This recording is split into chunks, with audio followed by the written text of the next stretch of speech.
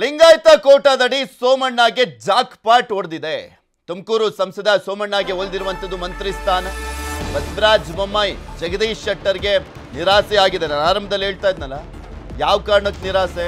ಇವರಿಬ್ಬರು ಮಾಜಿ ಮುಖ್ಯಮಂತ್ರಿಗಳು, ಕ್ಯಾಬಿನೆಟ್ ದರ್ಜೆಯನ್ನ ಕೊಡ್ಲಿಕ್ಕೆ ಆಗಿಲ್ಲ ಅನ್ನುವ ಕಾರಣಕ್ಕೋಸ್ಕರ ರಾಜ್ಯ ಖಾತೆ ಕೊಡಬೇಕಾಗಿತ್ತು. ರಾಜ್ಯದಲ್ಲಿ 17 ಜನ ಏನು ಬಿಜೆಪಿಯವರು ಗೆದ್ದಿದ್ದಾರೆ, ಅದರಲ್ಲಿ 5 ಮಾತ್ರ ಲಿಂಗಾಯತರು ಗೆದ್ದಿರುವಂಥದ್ದು. ಒಂದು ಜಗದೀಶ್ ಶೆಟ್ಟರ್, ಬಸವರಾಜ ಬೊಮ್ಮಾಯಿ, PC ಗದ್ದಿಗೌಡರ್, BY ರಾಘವೇಂದ್ರ, ಮತ್ತೊಂದು ಸೋಮಣ್ಣ ಅವರು. ಇದರಲ್ಲಿ ಜಗದೀಶ್ ಶೆಟ್ಟರ್ ಮತ್ತೆ ಬೊಮ್ಮಾಯಿ ಅವರನ್ನ ಬಿಡೋಣ, ಕ್ಯಾಬಿನೆಟ್ ಕೊಡ್ಲಿಕ್ಕೆ ಆಗ್ಲಿಲ್ಲ ಅನ್ನೋ ಕಾರಣಕ್ಕೆ. ಇನ್ನು ರಾಘವೇಂದ್ರ ಅವರು, ಇನ್ನು 3 ಜನ ಉಳಿತಾರೆ, ರಾಘವೇಂದ್ರ, ಸೋಮಣ್ಣ ಮತ್ತೆ PC ಗದ್ದಿಗೌಡರ್ ಅವರು. ರಾಘವೇಂದ್ರ ಅವರಿಗೆ ಅವರ ತಮ್ಮ ರಾಜ್ಯದಲ್ಲಿ ರಾಜ್ಯಾಧ್ಯಕ್ಷರಾಗಿರುವಂಥ ಕಾರಣಕ್ಕೋಸ್ಕರ ಅವರಿಗೂ ಕೂಡ ಕೊಡ್ಲಿಕ್ಕಾಗಿಲ್ಲ. ಒಂದೇ ಕುಟುಂಬಕ್ಕೆ ಸಾಕಷ್ಟು ಸ್ಥಾನಮಾನವನ್ನು ಕೊಡಲಾಗುತ್ತೆ ಅನ್ನುವಂಥ ಕಾರಣಕ್ಕೋಸ್ಕರ. ಇನ್ನೊಂದು PC ಗದ್ದಿಗೌಡರ್ ಮತ್ತೆ ಸೋಮಣ್ಣ ಅವರ ನಡುವೆ ಪೈಪೋಟಿ ಇತ್ತು. ಆದರೆ 5 ಬಾರಿ ಸಂಸದರಾಗಿದ್ದಂಥವರು PC ಗದ್ದಿಗೌಡರ್ ಅವರು. ಈ ಬಾರಿನಾದ್ರೂ ಚಾನ್ಸ್ ಸಿಗುತ್ತಾ ಅಂತ ಅನ್ಕೊಳ್ಳಾಗ್ತಾ ಇತ್ತು, ಬಟ್ ಅವರಿಗೂ ಕೂಡ ಚಾನ್ಸ್ ಸಿಕ್ಕಿಲ್ಲ. ಸೊ ಫೈನಲಿ ಉಳಿದಿದ್ದು ಸೋಮಣ್ಣ ಅವರು. ಸೋಮಣ್ಣ ಅವ್ರಿಗೆ ಒಂದು ರಾಜ್ಯ ಖಾತೆಯನ್ನ ಕೊಟ್ಟಿದ್ದಾರೆ. ಈ ಮೂಲಕ ವೀರಶೈವ ಲಿಂಗಾಯತ ಸಮುದಾಯವನ್ನ ಸಮಾಧಾನ ಪಡಿಸುವಂತ ಕೆಲಸವನ್ನ ರಾಜ್ಯ ಖಾತೆಯ ಮುಖಾಂತರ ಮಾಡಲಾಗ್ತಾ ಇದೆ. ನೋಡೋಣ ಇದು ಮುಂದಿನ ದಿನಗಳಲ್ಲಿ ಏನಾದರೂ ಆಕ್ರೋಶಕ್ಕೆ ಗುರಿ ಆಗುತ್ತಾ ಅನ್ನುವಂಥದ್ದನ್ನ. ಇಲ್ಲಿ ಪ್ರಮುಖವಾಗಿ OBC ಸಮುದಾಯಕ್ಕೂ ಕೂಡ ನಮ್ಮ ರಾಜ್ಯದಲ್ಲಿ ಯಾವುದೇ ಸ್ಥಾನಮಾನವನ್ನ ಕೊಟ್ಟಿಲ್ಲ ಮೋದಿ ಸರ್ಕಾರದಲ್ಲಿ.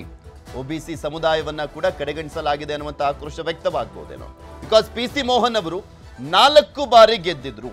ಬೆಂಗಳೂರಿನ ಕೋಟಾದಡಿಯಲ್ಲಿ ಶೋಭಾ ಕರಂದಾಜೆಯವರ ಬದಲಿಗೆ ಅವರಿಗಾದ್ರೂ ಕೊಡಬಹುದಾಗಿತ್ತು ಅನ್ನುವಂಥ ಚರ್ಚೆ ಈಗ ಆಲ್ರೆಡಿ ನಡೀತಾ ಇದೆ ಬಿಜೆಪಿ ವಲಯದಲ್ಲಿ.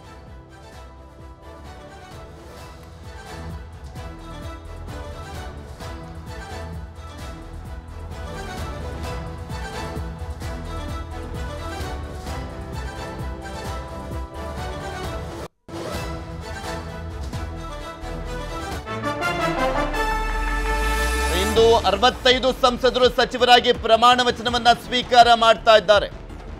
ಬಿಜೆಪಿಯಿಂದ 53, ಮಿತ್ರ ಪಕ್ಷಗಳಿಂದ 12 ಸಂಸದರು ಪ್ರಮಾಣ ವಚನವನ್ನ ಸ್ವೀಕಾರ ಮಾಡ್ತಾ ಇರುವಂಥದ್ದು. ನಾಳೆ ರಾತ್ರಿಯ ಒಳಗಾಗಿ ಖಾತೆ ಹಂಚಿಕೆ ಮಾಡಲಿದ್ದಾರೆ ಪ್ರಧಾನಮಂತ್ರಿ ನರೇಂದ್ರ ಮೋದಿ ಅವರು. ಇಂದು 65 ಸಂಸದರು, ಆ 65 ಸಂಸದರಲ್ಲಿ 53 ಜನ ಬಿಜೆಪಿಯವರು, 12 ಜನ ಮಿತ್ರ ಪಕ್ಷದವರಿಗೆ ಅವಕಾಶವನ್ನ ಮಾಡಿಕೊಡಲಾಗಿದೆ. ಈ ಹಿಂದೆ 81 ಸಚಿವ ಸ್ಥಾನಗಳ ಪೈಕಿ, ಅಂದರೆ ಯಾವ ಥರ ಈ ಸಚಿವ ಸ್ಥಾನ ಅಂದರೆ ಮಾಡಲಾಗುತ್ತೆ ಒಂದು ಸರ್ಕಾರ ಬಂದಂಥ ಸಂದರ್ಭದಲ್ಲಿ, ರಾಜ್ಯದಲ್ಲೇ ಆಗಲಿ ಅಥವಾ ಕೇಂದ್ರದಲ್ಲೇ ಆಗಲಿ ಅನ್ನುವಂಥದ್ದು ಗಮನಿಸೋದಾದರೆ, ಆ ಟೋಟಲ್ ಸಂಸದರ ಪೈಕಿ 15% ಸಚಿವ ಸಂಪುಟಕ್ಕೆ ಕೊಡಲಾಗಿರುತ್ತೆ, ಅಂದರೆ ಕ್ಯಾಬಿನೆಟ್ಗೆ ಕೊಡಲಾಗಿರುತ್ತೆ. ಸೊ ಹೀಗಾಗಿ 543 ಪೈಕಿ 15% ಅಂತ ಬಂದರೆ 81, ಇನ್ಕ್ಲೂಡಿಂಗ್ ಪ್ರಧಾನಮಂತ್ರಿಗಳನ್ನು ಸೇರಿದಂಥ 81 ಮ್ಯಾಕ್ಸಿಮಮ್ ಸಚಿವ ಸ್ಥಾನಗಳನ್ನು ಹಂಚಿಕೆ ಮಾಡಬಹುದು. ಅದರಲ್ಲಿ ಈಗ 65 ಫಿಲ್ ಮಾಡಲಾಗ್ತಾ ಇದೆ. ಇನ್ನು ಮೇ ಬಿ ಮುಂದಿನ ದಿನಗಳಲ್ಲಿ ಇನ್ನು ಉಳಿದಂಥ ಸ್ಥಾನಗಳನ್ನು ಕೂಡ ಫಿಲ್ ಮಾಡ್ಬೋದು. ಯಾವ ರಾಜ್ಯಕ್ಕೆ ಅನ್ಯಾಯ ಆಗಿರುತ್ತೆ ಅಥವಾ ಯಾವ ಸಮುದಾಯಕ್ಕೆ ಕಡೆಗಣಿಸಲಾಗಿರುತ್ತೆ ಆ ಸಂದರ್ಭದಲ್ಲಿ ಪರಿಗಣಿಸುವಂಥ ಸಾಧ್ಯತೆ ಇದೆ. ಸದ್ಯಕ್ಕೀಗ 65 ನರೇಂದ್ರ ಮೋದಿಯವರ ಜೊತೆ 65 ಜನ ಪ್ರಮಾಣ ವಚನವನ್ನ ಸ್ವೀಕಾರ ಮಾಡಲಿದ್ದಾರೆ.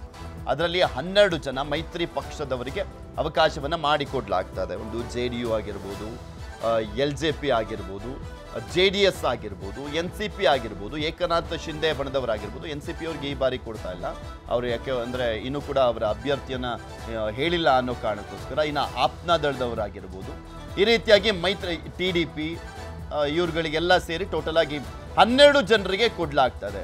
ಆಕ್ಚುಲಿ ಒಂದು ಲೆಕ್ಕಾಚಾರ ಇದ್ದಿದ್ದು ಅಂದರೆ, ಒಂದು ರಾಜ್ಯದಲ್ಲಿ ಈಗ ಒಂದು 15 ಗೆದ್ದಿದ್ರೆ 5:1 ರೀತಿಯಲ್ಲಿ ಕೊಡಬೇಕು ಅನ್ನುವಂಥ ಲೆಕ್ಕಾಚಾರ ಇತ್ತು ಅನ್ನುವಂಥದ್ದು. ಆ ಲೆಕ್ಕಾಚಾರದಲ್ಲಿ ನೋಡ್ಕೊಂಡ್ರೆ ನಮ್ಮ ರಾಜ್ಯಕ್ಕೆ ಅದೇ ರೀತಿಯಾಗಿ ಕೊಟ್ಟಿದ್ದಾರೆ. ಟೋಟಲಿ ಮೈತ್ರಿ 19 ಜನ ಅಲ್ವಾ ಗೆದ್ದಿರುವಂಥದ್ದು, JDS ಸೇರಿ. 5:1 ಅನ್ನುವ ರೀತಿಯಲ್ಲಿ ನೋಡೋದಾದ್ರೆ 4 ಜನಕ್ಕೆ ಅವಕಾಶ ಸಿಕ್ಕಿದೆ. ಕನ್ನಡಿಗರ ಮೆಚ್ಚಿನ ನಿಮ್ಮ ನ್ಯೂಸ್ 18 ಕನ್ನಡ ಈಗ ವಾಟ್ಸ್ಆಪ್ನಲ್ಲಿಯೂ ಲಭ್ಯ.